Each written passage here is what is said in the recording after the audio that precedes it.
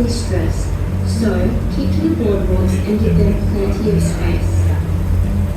Penguin Island is an important conservation area for seabirds and marine life. To help conserve the wildlife, please stay on the boardwalks and beaches when making your way around the island. Leave shells, stones, bones, egg and feather falling around, and do not touch or feed any of the wildlife. There are no bins on Penguin Island. Please bag any rubbish for disposal in the bins located at the car park and returning to the mainland. For passengers joining the Penguin and Sea Lion or adventure cruises, please be waiting on the Penguin Island Jetty at least 5 minutes prior to the designated time on your ticket. Return ferries are also scheduled to depart the Penguin Island Jetty at 10 minutes past the hour every hour, with exit departures scheduled as required on normal days. The last ferry of the day is at 4 p.m. sharp, when the island officially closes. Waiting the sandbar back to the mainland can be dangerous, even on relatively calm days. Parks and Wildlife Services recommend that you please stay safe by taking the ferry home. Thanks for listening and we hope you enjoy your week. Please remain seated.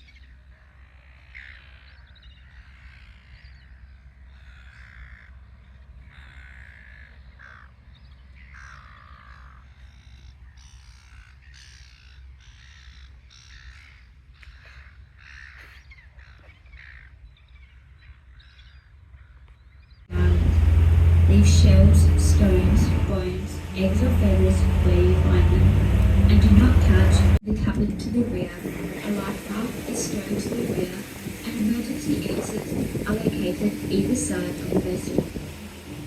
In the unlikely event of an emergency, please stay calm, stay seated, and listen to the crew for further instructions.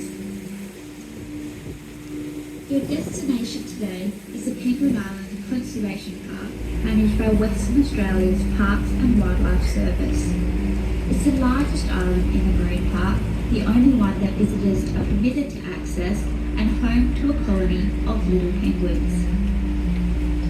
During daylight hours, the penguins are hunting at sea or safely hidden away in their burrows and can be difficult to spot in the wild.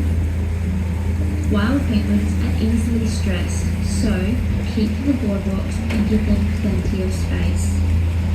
The best way to Penguin Island.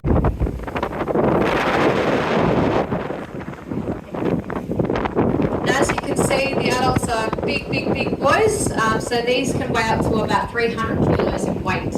Despite their weight though, they can travel over 30 kilometres an hour on land, so you wouldn't want to be chased by one.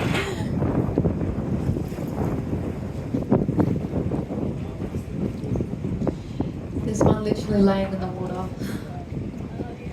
It kind of look like rocks, fairy rocks.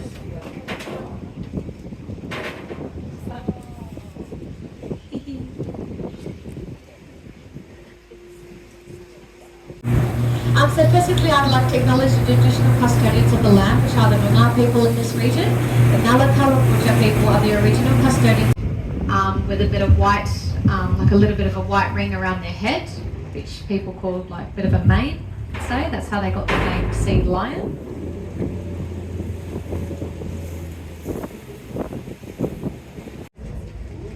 Now their dives are about 8 to 10 minutes long, and they usually feed on 2.5 minutes or excretes out of, making it palatable to drink. So it's absolutely amazing what they can do.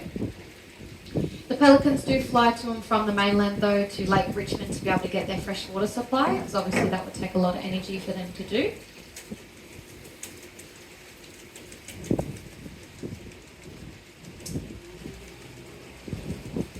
But it's quite cute as well. They can actually communicate with their young whilst they're still in the egg. So once the egg hatches, they know exactly.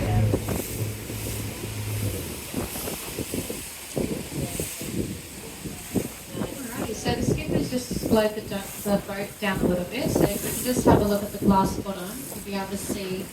So all the darker patches in the white birds there are pied cormorants. Sometimes people do mistake them for penguins because they've got the white belly and the black back. Their common name is shags. And so basically, now a few years ago when the sea levels were really high, it basically fossilised all that pressure of the water on short coast. And so when that fossilised food systems of that old forest.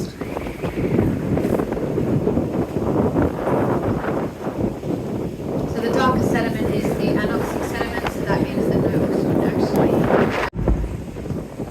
So once you do get on the island, kind of go to the southern side and you'll see their flight school going on. It's very cute to watch. So they basically teach their young how to fly.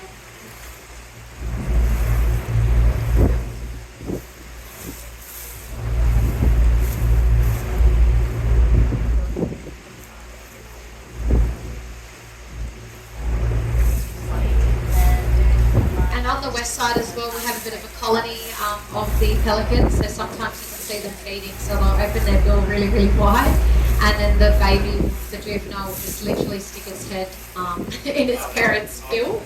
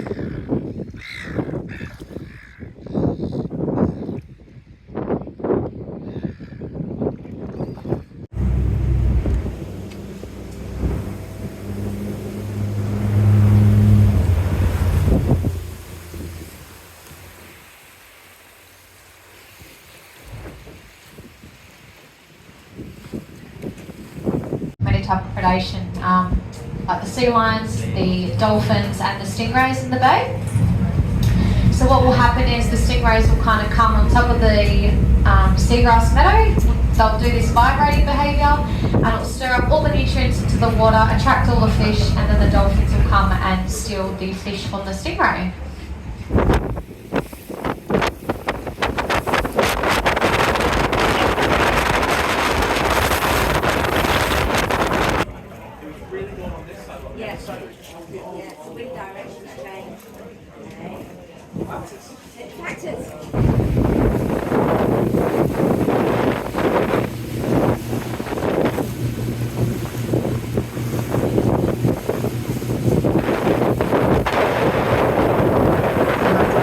Spin. So that helps them waddle across the sand and back scratch their back just like that.